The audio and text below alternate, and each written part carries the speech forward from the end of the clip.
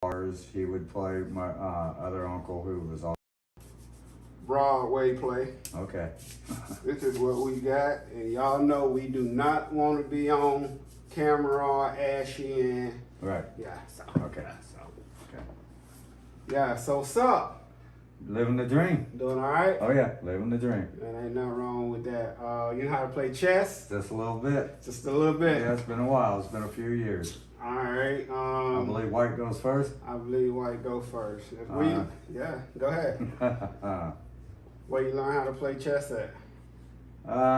From my uncle Randy. He was good. Yeah, he was pretty good. Yeah, he would beat you in a certain amount of moves. He would tell you how many moves he'd beat you in, and he'd do it. And I was like, wow. Whoa. Yeah. Well, he taught you, so of course he was able to beat you. But Right. did you see him play anybody else? Oh yeah, he played in bars. He would play my other uncle who was also good at it. My uncles were more of pool players and hustlers. All right, my daddy shot a little bit of pool. Okay. Yeah. Yeah, well, a lot of pool actually. Right. Where you grew up at? I was born in Kentucky, but I was raised in Corpus Christi, Texas. I've been in Myrtle Beach, South Carolina for 28 years. 28 years? Mm-hmm. And you like that? What, Myrtle Beach? Yeah. I used to love it. And then my wife got killed in Surfside by a hit-and-run drunk driver. Oh. And so I ended up not loving it as much. So took a little while. So how you say how long was it that your wife got killed? She got killed in 2002, October 20th. Was anybody ever arrested for it? Yeah, it took 6 years to lock the man up, put him in prison. We kept on going to court, and every time it got postponed, and people from Texas, family of my wife, would come, and it would always get canceled. So we had to wait. You said 2020? 2002, she got 2002. Yeah. All right. Did y'all have any kids together? No, but she raised my daughter, Brittany. Yeah. It's my only blood that I have. I know that was hard. Yeah. That's when my spiral going down. So like, hold on, let's back up. Mm-hmm. Like, how was it for you growing up as a kid? Well, my mom raised 4 kids by herself, and so she had to do a lot of jobs that we really didn't talk about. I know she had to work in the bars a lot, and then she got into nursing. My mom was a nurse for 28 years, I believe, 26 years, something like that. 28 years? Mm-hmm. Yeah. So was her and your father still together? No, I didn't have, my dad left us probably when we were 3.5 years old. And so my mom had to raise us. It got to a point to where she couldn't raise us, so we were placed in foster homes. Okay. And in and out of foster homes. Finally was able to stay with my mom. But she didn't raise y'all because financially it was a burden, or? Yes, single woman with 4 children. Okay. Yeah, she had to do what she had to do. Later on, it came to realize what some of the things she had to do. So what time did y'all get placed in foster care? I think we were like 7 or 8 years old. Okay. Yeah. All right. So from your father left when you was 3 years old to 7 years old. Well, I didn't find my dad until I was 24.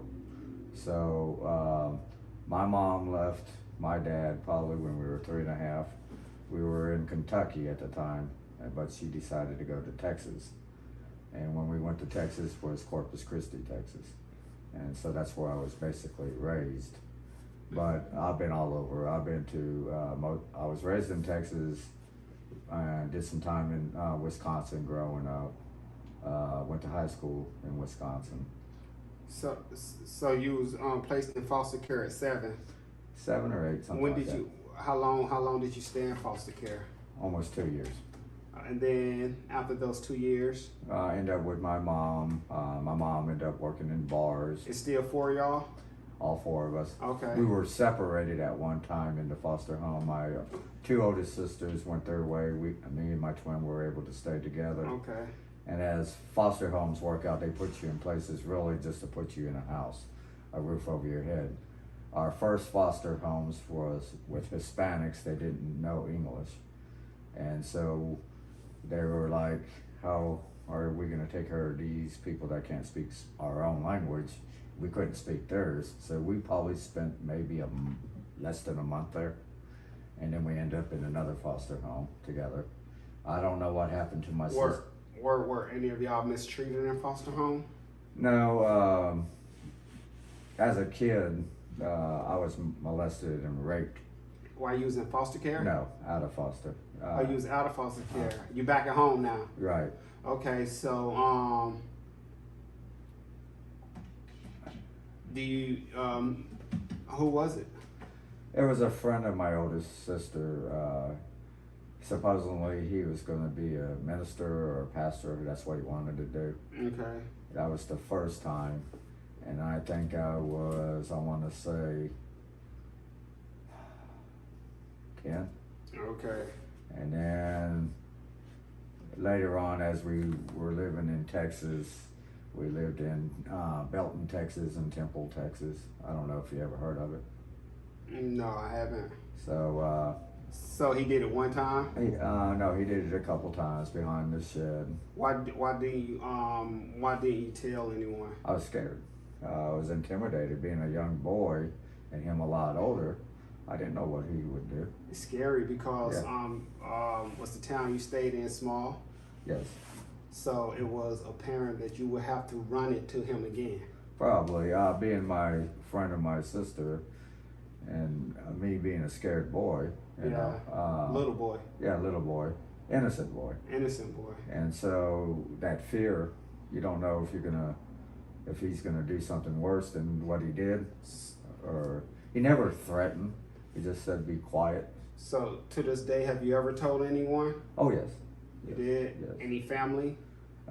Yes. I ended up telling my mom later on as I got older. I held a lot of it in. Yeah. I think that's what some of my problems is mentally, especially, I believe it's your move. But, no, you moved that, right? Okay, yeah. It's on me. You Okay. think you moved that. Okay. But, you know, holding it in, who wants to air that out? You know, as a man, you know, I became a young man and, you know, even as a child, you know, that's one thing we were late on, Lewis. You know, it's hard to put into words and the feelings that you feel, you know. So now being much older and this guy molesting you, what feelings were they that you was feeling then? Towards him? Yeah, Or just my overall feeling? Yeah, your overall feelings. Well, as I was thinking, and I still think, because it leaves scars in you. Okay. And mentally, physically, it jacks with your mind. And, you know, as a kid, you're wondering, could I have stopped it? But I know I couldn't. I was so young. Yeah. I couldn't fight back. He would be able to whip me quick. So I held it in, and it made me feel like maybe I caused him to touch me when I know I didn't. I found out later on that it is a sickness of a mind to touch a child, any person, even grown up. You know, I mean, it's just something that I can't put enough words. Have you forgave him? Yes. You forgave him? Yes. Why? Because I've never seen him since. And what's done is done. I can't take back. I can't change the situation. And plus, I believe in God. Yeah. Okay. I believe in God, He's a loving, caring God, and if He's going to be forgiven all the sins that He does, I think I can. And it also allows you, once you forgive, that means you have dealt with it and you can move on. Right. Because a whole lot of time we hold this stuff in, like you say, you don't know where he's at, he don't know where you at. He's Right. going on about his life, Right. living his best life, Right. and you still holding resentments, Oh, yeah. harboring feelings, Mm-hmm. and so it's only damaging who? Me. You. So, Exactly. and it keeps me from really socializing and really getting relationships even today with Okay. people. You know, so my low self-esteem from it and the scars that it's left to me, it's made me, I was the kid that would flinch. If people got around me, I would flinch. I would curl up or I would just spaz out. And they were like, what's wrong with him? I don't know. And then mom would ask me on one-on-one, what's wrong with you? I don't know. I didn't want to tell her because I really felt ashamed. I felt it was shame, dirty. All right. I just can't put the exact words on it. You know what I'm saying? You know, and the humility, that goes with it. All right. So A lot of pain. So okay, so what class do you think you and your family was in? Were you poor? Were you middle? Were you rich? Like, We were poor.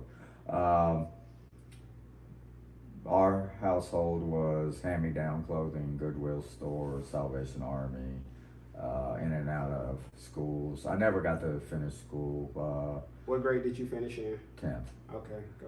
And so we would go from school to school. We wouldn't do a whole year in school. We would wear hand-me-down clothes. I believe it's yours. Yeah, I believe it is. And so I don't know, it was just very hard. And but as poor, you know, we ate at soup kitchens. We stayed overnights at Salvation Armies. We were homeless with my mom. She said we only spent like a few months, but really it was more than a few months. We slept in tents, and then when we ran out of tents, we slept on picnic tables. We got rained on. My mom used to be out when we were out in the woods and we ran out of food and like any kind of like seasoning or whatever.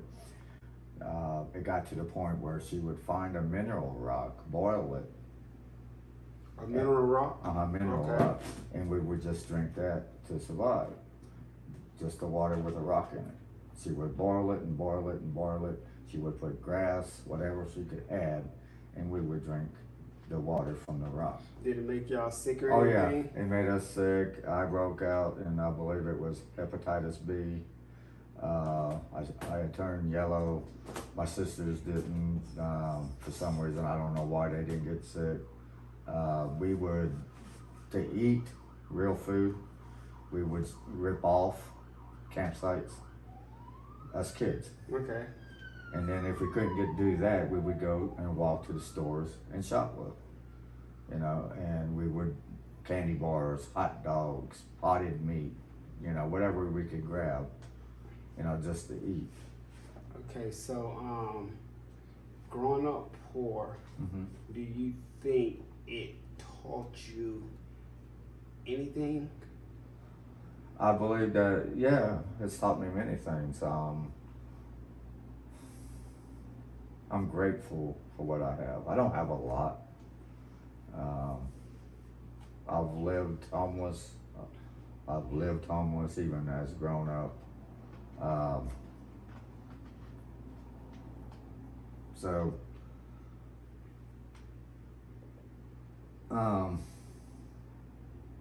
it makes me respect the little things that I do have. And I'm not talking, you know, I'm blessed to have food in my house, a roof over my head, the clothes that I have. But I've never been a materialistic person. I've lost it all, gained it all, lost it all, gain it all. Watch my mom lose it all, get it back, lose it all. So I know that I can't be materialistic, but I do like good stuff. I like nice things. I earned the things that I have today. So, you say you had to rob campsites, Oh, yeah. mineral water. So at least, so you was taught how to survive. Oh yeah, yeah. Like, and that's something that I believe we keep with us our entire life, survival. Oh yeah, survivor mode. We know how to get in there. I think the someone say the first law of nature is self-preservation. Right. So like we got to survive, we got to keep moving. Oh yeah, yeah.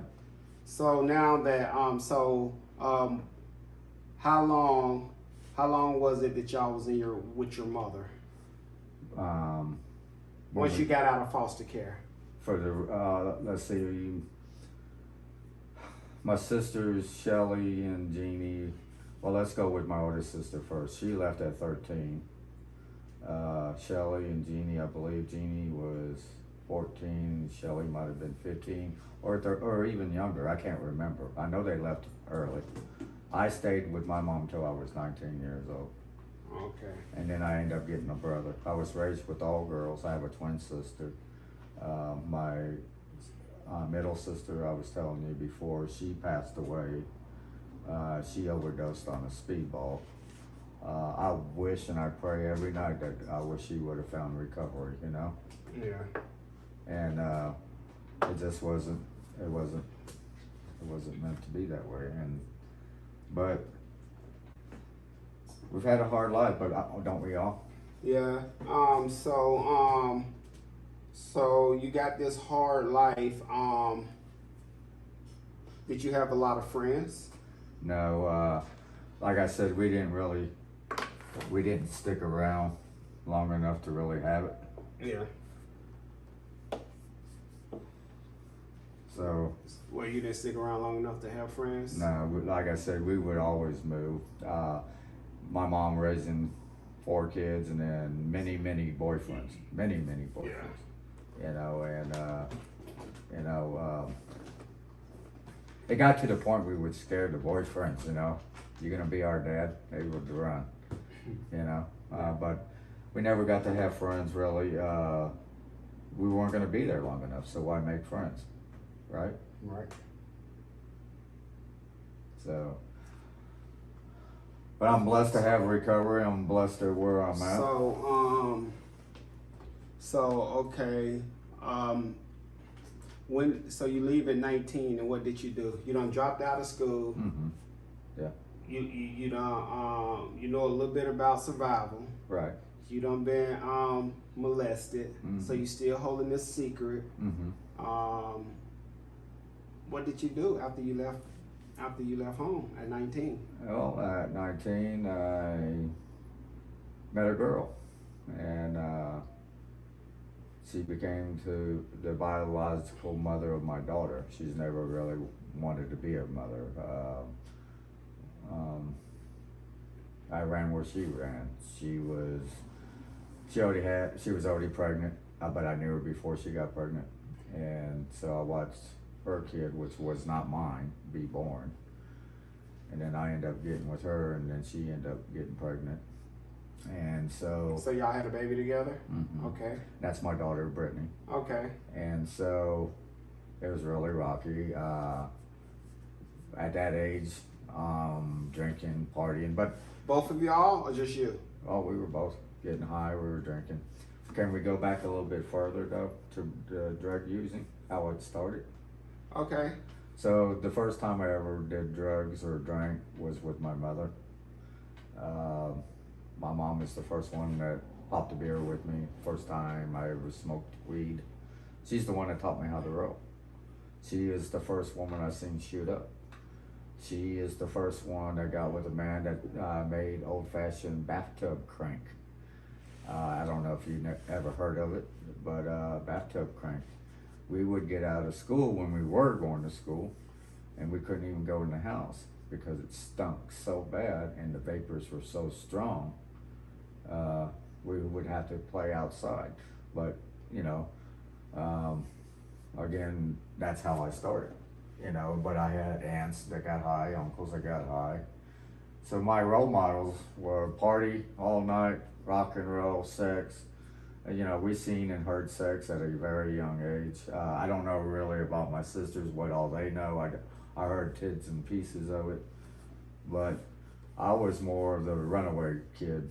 I'm gonna run away outside and stay out all night or as much as I could, and you would have to call and look for me sometimes, you know. I was that kind of kid.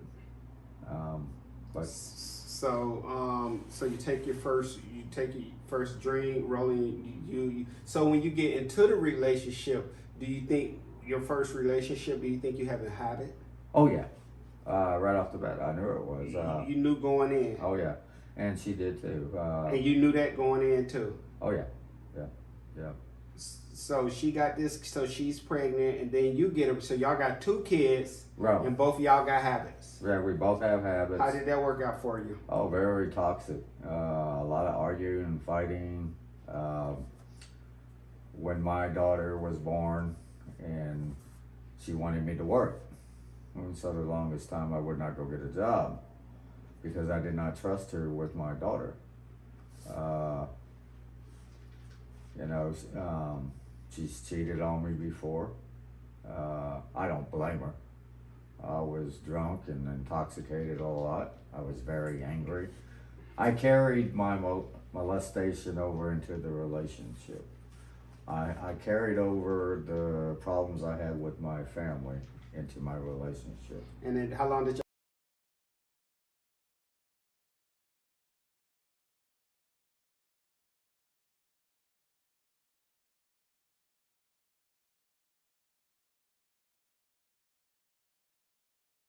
It wasn't really called crack, it was called something else. Like freebase or something. Something like that. It wasn't really known as crack, but it is today. Cook rock or Yeah, something. yeah.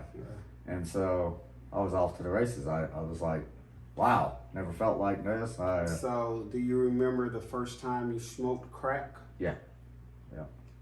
The very first time you smoked it? Yep. Were you alone? No, I was with a buddy. Okay, and so if that's your first time, he must have gave it to you. Oh yeah. Yeah, check what this out. And what happened once you? It was like an instant rush of like nervousness, tense. The hairs on my body stood up. My eyes wide open. I was excited. I had this overpowering rush of like, wow, like running, like I just ran. I became very sweaty. I became clammy. I just like, you know. What was going on in your mind? When I did the first time? Yeah. Or you don't? It's just a word I've thought about it. It's like a big rush, but it's like overwhelming. It's like, some people saying it's chasing a ghost. Yeah.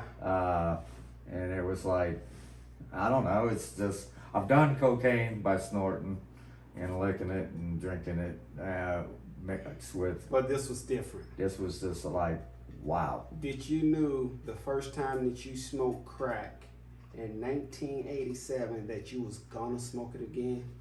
No, when I first did it, I just, like he did before, experiment. If we didn't like it, we just didn't do it. How long was it then before you got more crack? The same day.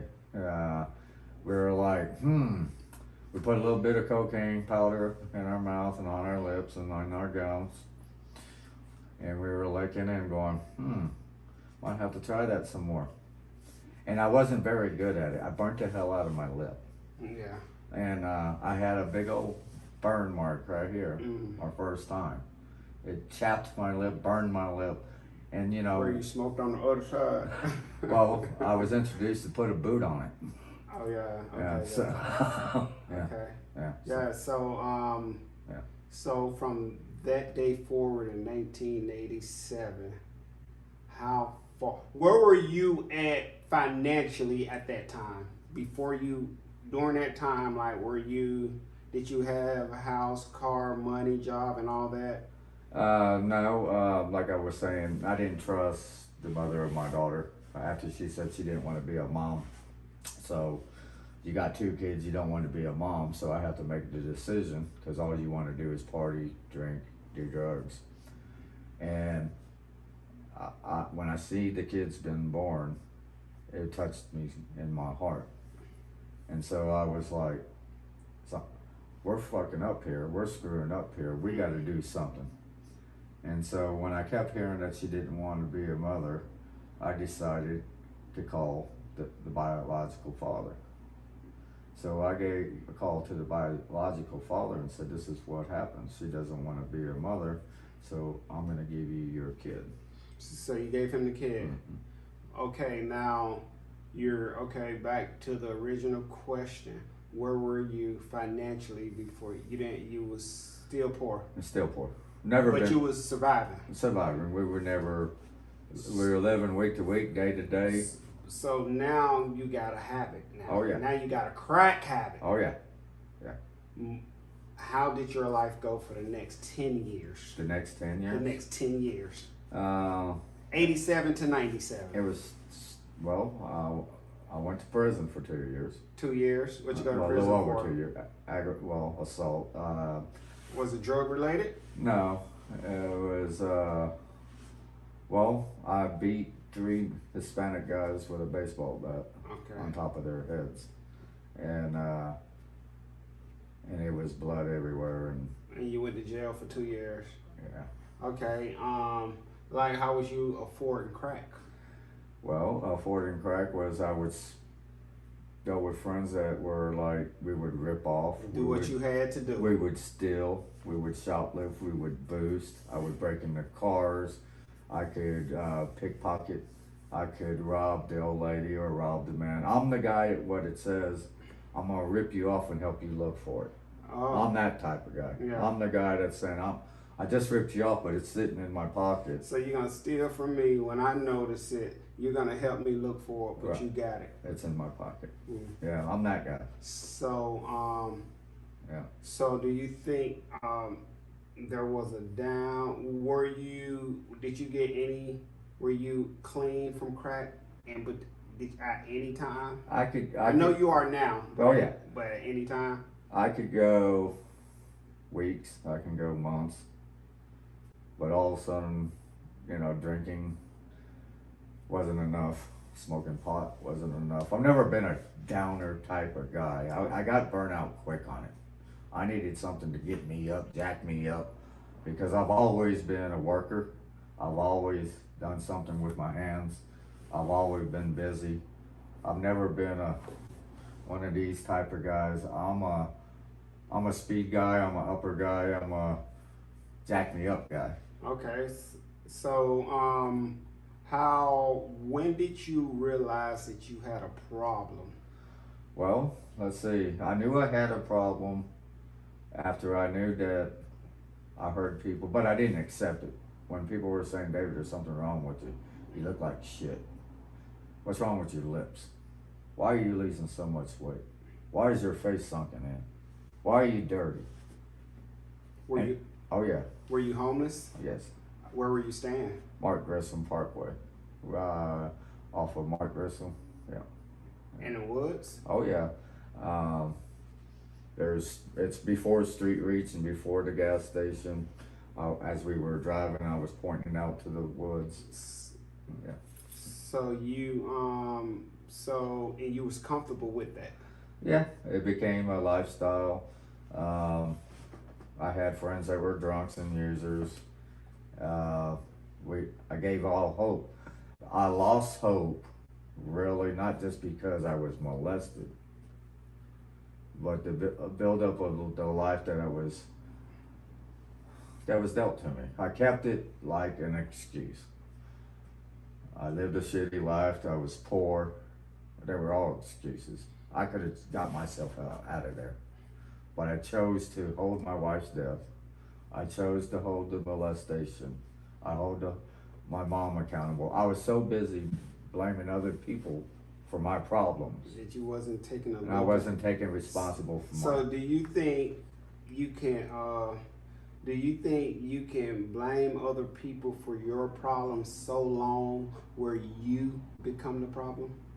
I've done that, yes. I'm talking about you keep pointing at everybody, Yeah. and then you yourself becoming the problem. Oh yes, yes. I became the problem, and I didn't really come with the acceptance until I got into recovery. I was in denial, denial, denial. As I'm using drugs and drinking and drugging, I'm in my own self-centered world, and you're just part of it. The only thing I want is the next one. What can you do for me? If you can't do nothing for me, you have nothing for me. I became that type of person. We become that person where, what are you going to do for me? And if you did something for me, you're going to do something even more. You know, and I used people, and I took advantage of people, and I hurt a lot of people. Every chance you got. But most of all, I hurt myself. I found that out. I hurt myself the most. You know, when I robbed somebody and I didn't like this person, I didn't think about his family. I didn't think about the people that he loved. When I hurt one person, it was actually hurting a lot more. I realize that today. You know, I hurt many people because of the way I was. You know, and I own up to that, just like relationships. You know, it's hard sometimes for me to, I'm the type of guy that will get to, like we are right now, having a relationship, talking, but then all of a sudden I pull back. Is that because of me holding on to the past? You know, is it me holding? What is it? I ask myself that. I want friends, but how do I keep them? So today, when someone do something that you don't like or don't, or you think it's not right, or you think it's wrong, how do you react today? Well, sometimes I still judge. Sometimes I'm human. Sometimes I get very upset, and it ain't even your shit. Right. It's somebody else's stuff. Somebody else's shit. Okay, you get very upset and do what? I'll cop an attitude. I'll ignore you. I'll push you away. And it ain't got nothing to do with you. Right. It don't got nothing to do with me. And so now, how long have you been clean? Almost 10 years. 10 years. Almost. What's your clean date? March 2nd, 2014. March 2nd, 2014. Yeah. 10 years. Almost. Yeah. Do your life look different today? Yes. I'm no longer a slave to the drug, but I'm also changing the inside. It's about the drug, but it's more than just the drug. It's the inside that I know that the behaviors and the traits that I had from my past have to change. And so I have to do the work to change. So, and that's a lot of acceptance. So do you got food today? Oh yes. Do you got a house today? I have an apartment, yes. Do you got a car? Yes, I do. Yeah. You got a few dollars in your pocket? Yes, I do. Yes, I do. And you got a business? I have a business, and now that's on the side right now. It didn't take off like I wanted to. It ain't. But I went from nothing to something, even though it ain't a lot. So the point of me asking you that was more of a hope shot for someone that may be asking, someone that may be watching. Right. You know, like, okay, so this happened, right, but now it's like this today. That's right. A week up until your clean date, what was going on? What was life? How was life? 1 week prior to you saying I'm tired. Okay, so I was staying at Street Reach, which is a homeless shelter. But before that, I stayed out in the woods for 3.5 years. But I finally made it to Street Reach, and my best friend Kurt, can I say his name? So was it? He said we got to do something different, and he took me to my first recovery meeting. And he was all about it. Me, I was on the fence. I didn't know if really I wanted to stop. But as I seen the light come on in his darkness, and he started to smile, he started to be happy. So when you seen this and you were still stuck in your same ways and doing the same thing, did you cop a resentment towards him? No. At first I was like, maybe it's fake. Maybe it's just for a little bit. That's my That was you was going on. Right. Maybe it's fake. Maybe it's going on. Right. Did you ever think he think he's better than you? At one time, yes, I did. And the reason why I asked them questions is because as we move away from what we used to be, right, and things like that, Right. like people are gonna judge us. Right. Just because we're happy, we wasn't happy then, we're happy today. Yeah. Now you think you're better than. Right. Is he really happy? Right. Do you remember this? Do you Right. remember he did this way back Right. when? Right. Like trying to, Right. and you did that. I did that for a little bit, but I didn't stay because once I realized that he kept on going to the meetings, and once I started really seeing that true happiness, and then I wanted part of it. And I said, "Are you really gonna do this?" "Yeah, come with me." I was like, "Really?" So I went, and I didn't know. It was foreign to me. It was like I'm drinking, I'm a drug addict, I'm doing all these crazy things. Then all of a sudden it comes to a stop. How I stopped was being in the woods, and I have some crack and I have some alcohol, and then something, which I choose to say, it's You're in the woods, crack and alcohol. Okay. And so I have this feeling that I'm gonna die. I have this feeling that comes over me and says, if you continue to do what you're doing, you're gonna die in the woods. And I've heard it over and over, from friends, family, and I believe it was God. To me, it was God telling me, if you don't stop, you're gonna die here. And I choose to believe that. When your heart is doing this constantly, and your mind won't shut down, and then you got all the, I don't know. I knew I was gonna die. Let's just put it that way. I knew I was gonna die if I stayed out there. So you didn't stay out there. What did you do? So as I was, but your buddy's still going to in recovery, right? So okay. At Street Reach, the lady that was running it, she knew I was dirty, so she kicked me back out. Went out there and got some more. No. So what I did was I got drunk. I didn't get no more crack, but I got drunk. Come morning, I'm sleeping on the ground, no blanket, no nothing, just wet and dirty. And I wake up. And see, I was the guy that out in the woods, I would work for labor already. Okay. It was a daily labor. I worked for, I did that in Charlotte, North Carolina. Yeah. But I just worked that day to get me some dope. Right. But I would be the one that, okay, I'm gonna just drink. And as I drink, I can go work, slap a few of them daily paychecks, and then I'm gonna go get me a good, some good amount of crack, a yard or whatever I wanted. So, but I knew I was gonna die, and I had this feeling I was gonna die. And then I said, I gotta stop. Kirk's right, I'm gonna die. And so she said, well, why don't you go to this recovery house? The lady at Street Reach. And they'll probably let you in. I said, okay. So I went and I seen a man, and he said, yeah, come on. And he knew I was dirty. He tested me. And he told me how much it was, and I would only give him half the rent that day. I was like, and I got the other half in my pocket. And then the surroundings where it was at, I was like, I used to get dope there, used to go get dope down there. What kind of place is this?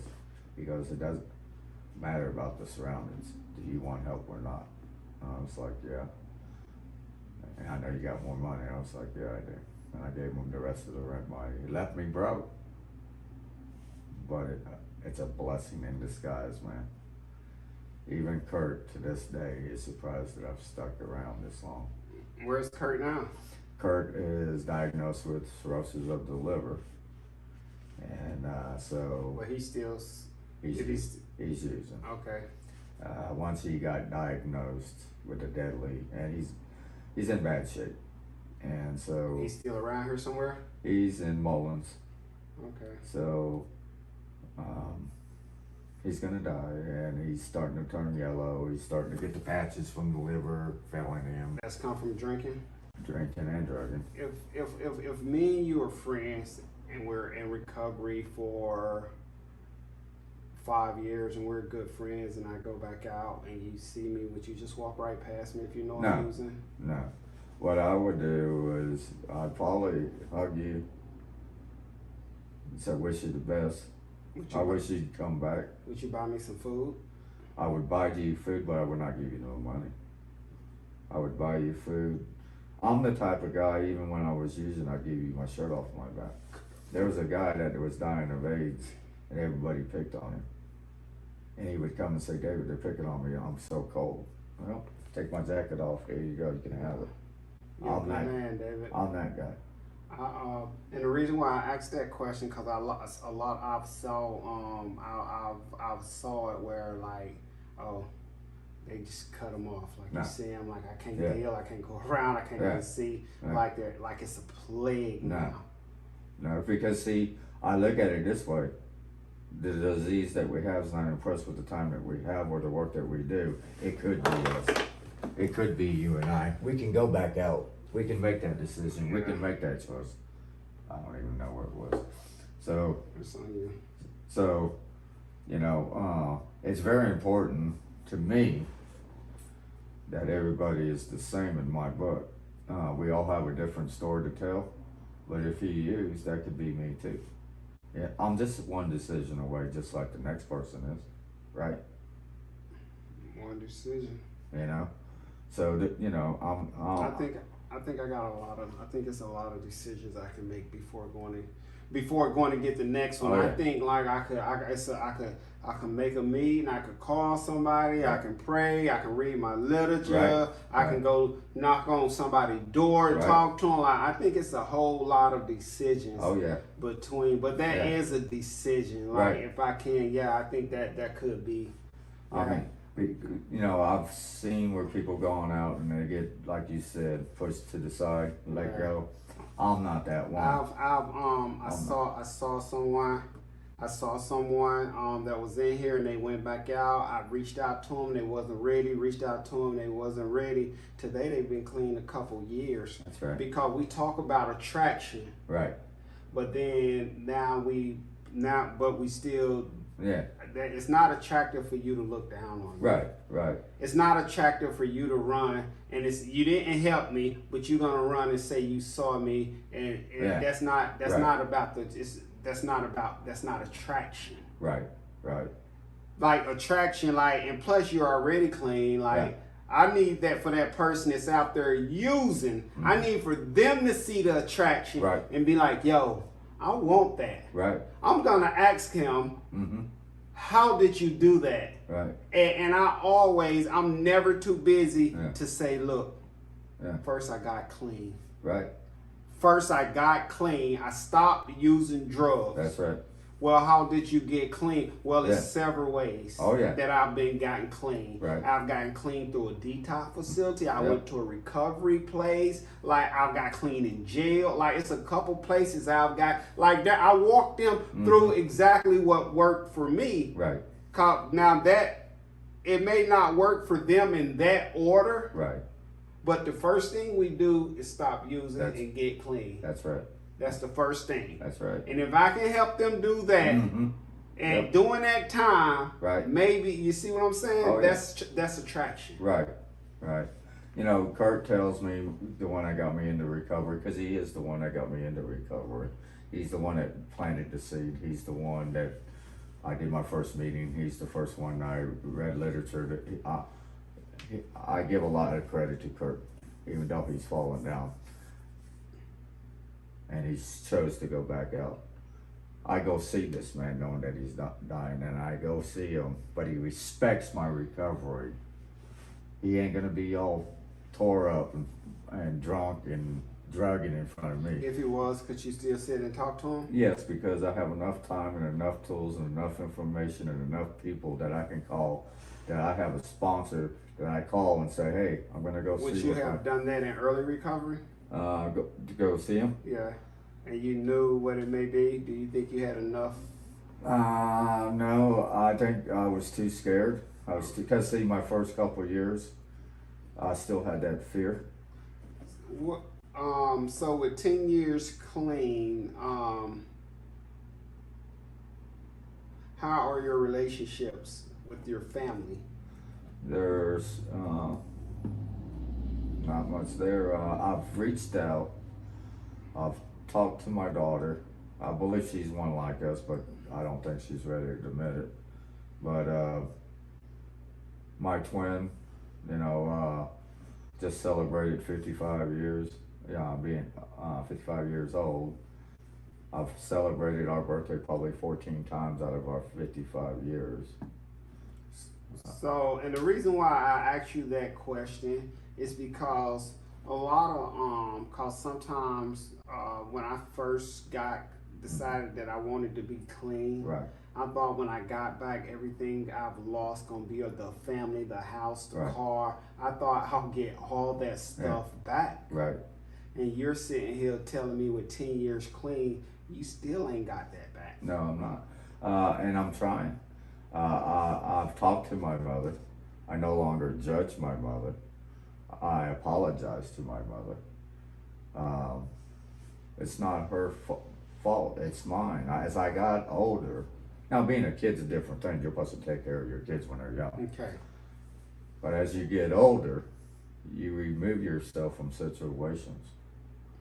I stayed there, knowing what was going on. I stayed there. I own that. Just like my marriage that fell apart this year. I own that. Lack of communication on my part. I agree with that. Just because just because you agree with it doesn't mean you have moved on as far as not the relationship, but as far as the mentality of it. Yeah, yeah. Are some days a bit harder than others? Oh yeah, especially at night. You know, I spent some time, and I tried so hard since I never thought I would get married again since my first wife got killed. Okay. And when I met her, she was in recovery, early recovery, and I'm a person that had a hard time dealing with my past too. She did too. We have to move from the past and live in today, right? Okay. And sometimes it's hard. I understand that. I do. I understand that. But if we're living in the past, we're not really living, right? That's what I was told. You know? And so I own the part that I played in. I'm the one that ended it.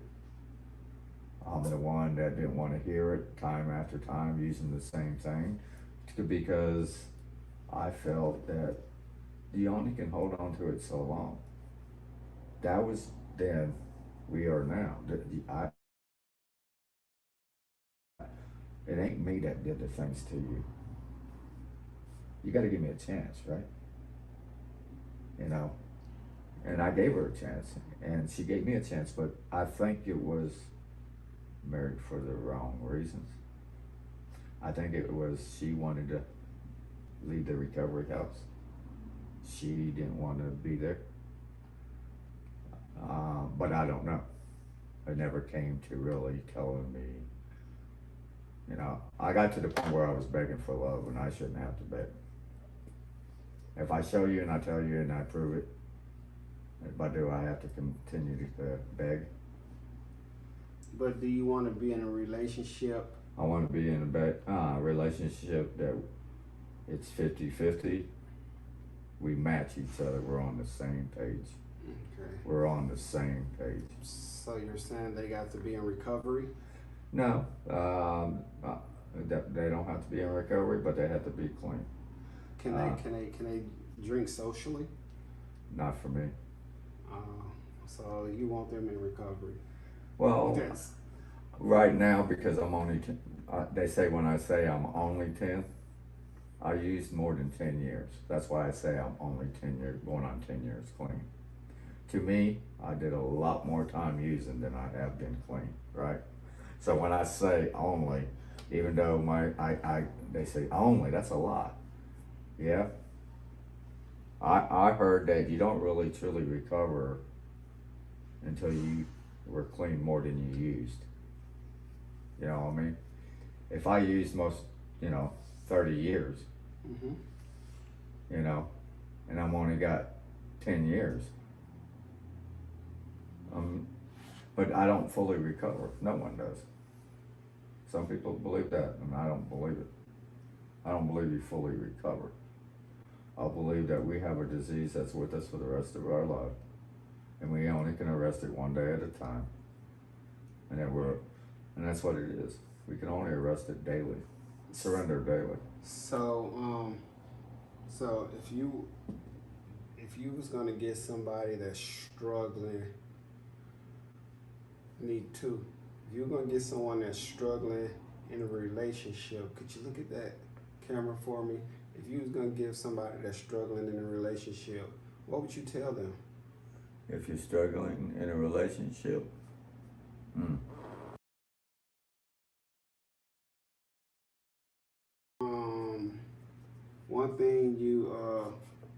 one thing you said was communication.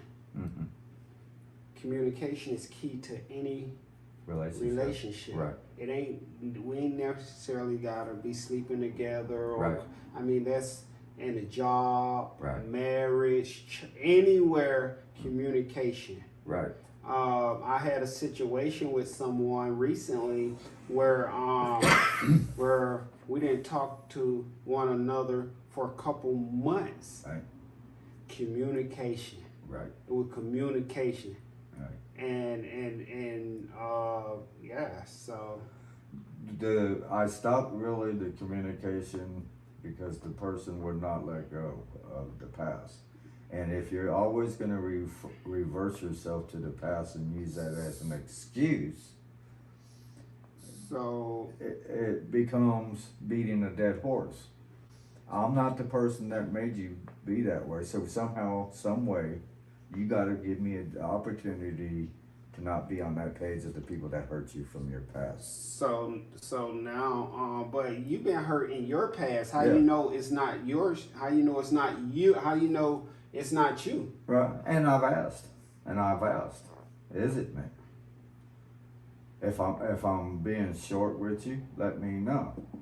If I'm doing something wrong or talking away, sometimes I can come out the side of my neck. Let me know. Tell me what I need to know so I can look for the opportunity to change it.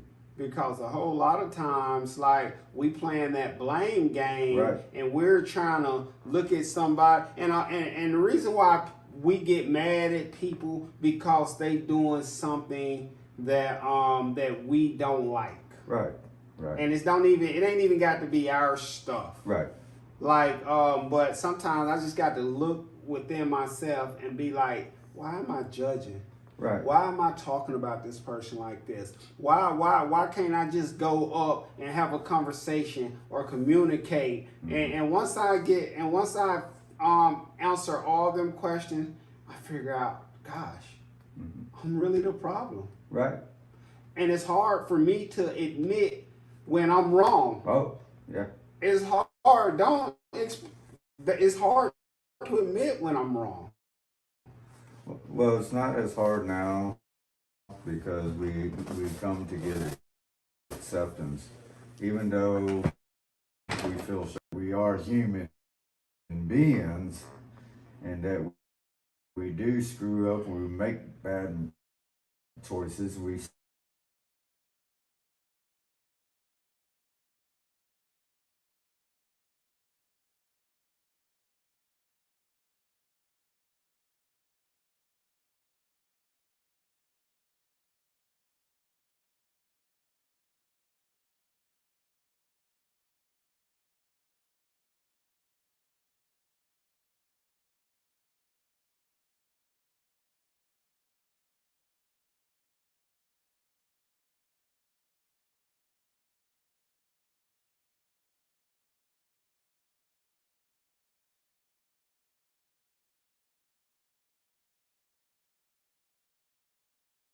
Excuse me, can you record me real quick?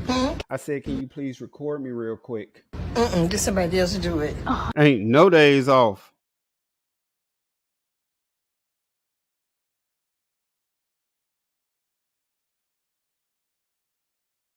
Excuse me, can you record me real quick? I said, can you please record me real quick? Get somebody else to do it. Ain't no days off. Excuse me, can you record me real quick? I said, can you please record me real quick? Get somebody else to do it.